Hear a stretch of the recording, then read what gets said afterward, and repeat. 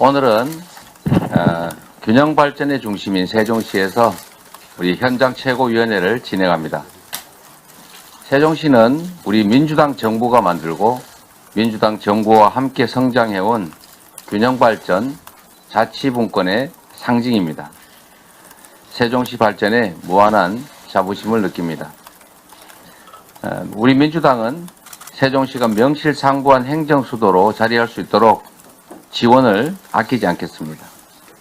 특히 국회 세종의사당, 대통령 세종집무실 관련해서 사업비를 내년 예산안에 대폭 반영하도록 하겠습니다. 정부 여당의 초부자 감세, 특권 예산에 대한 집착이 요지부동입니다. 위기 상황에서는 고통 분담이 필요합니다. 더 큰 고통을 부담하는 다수의 약자들에 대해서 강력한 지원 대책이 필요합니다. 그런데 고작 100개 정도의 초거대 기업과 수백 명 남짓한 초부자들을 위한 천문학적인 특권 감세를 하려고 합니다. 대다수 국민과 많은 기업들의 고통을 더는 데 정부의 역량을 투입해야 합니다. 그게 정부가 해야 할 일입니다. 정치가 있어야 할 곳은 다수 국민의 곁입니다. 정부 여당은 지금이라도 시대착오적인 초부자 감세 처리하기 바랍니다. 민주당은 정부 여당의 민생 발목 잡기에 굴하지 않고 국민 감세 3법 관철에 당력을 모으겠습니다. 국회 다수당으로서 주권자가 부여한 권한을 국민을 위해 국가 발전을 위해서 제대로 사용하겠습니다.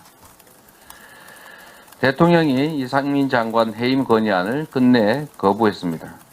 국가의 제1의 책무인 국민의 생명과 안전을 지키지 못한 책임을 엄중하게 물어야 된다는 국민의 명령을 무시한 것입니다. 책임자를 문책해달라는 유족의 호소를 외면하고 책임을 부정하는 오기이자 불통입니다. 유족의 슬픔 앞에 작게라도 책임 있는 모습을 보이기 바랍니다.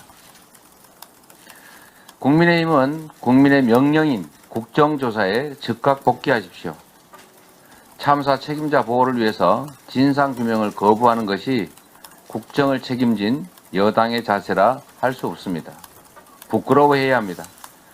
끝내 국민의 뜻을 따르지 않는다면 야3당은 즉각 성력 없는 국정조사에 돌입해야 할 것입니다. 국민의 인내를 더 이상 시험하지 마시기 바랍니다. 주 52시간 노동제 문재인 케어를 폐지하겠다고 합니다. 좋은 정책에는 정치적 색깔이 있을 수가 없습니다. 국민의 삶을 조금이라도 낫게 하고 우리 사회를 한 발짝이라도 전진시킬 수 있다면 상대의 정책이라도 빌려 써야 합니다.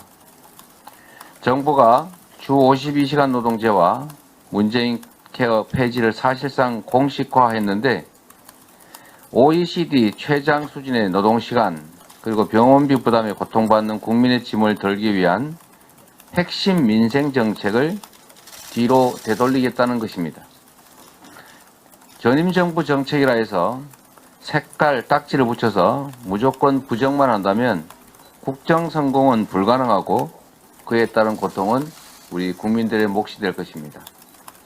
영원한 것 같아도 결국 국민이 맡긴 권력은 잠시에 불과하다는 사실을 깨닫기 바랍니다. 이상입니다.